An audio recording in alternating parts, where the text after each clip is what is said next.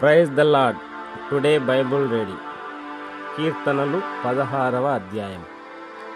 దేవా, నీ శరణు జొచ్చియున్నాను, నన్ను కాపాడుము.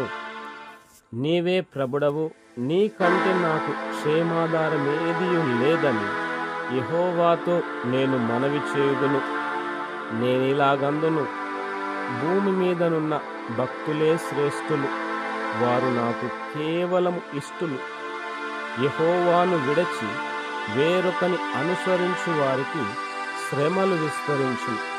వారర్పించు రక్తపానీయార్పణములు నేనర్పింపను, వారి పేర్లు నా పెదవుల నెత్తను.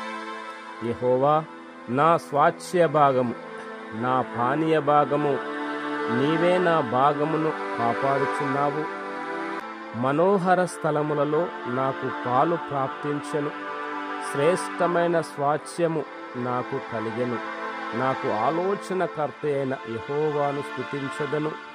రాత్రి గడియలలో నా అంతరంద్రియము నాకు బోధించుచున్నది. సదాకాలము యెహోవాయందు నా గురి నిలుపుచున్నాను. ఆయన నా కుడి పార్శ్వమందు ఉన్నాడు గనుక నేను కదల్చబడను.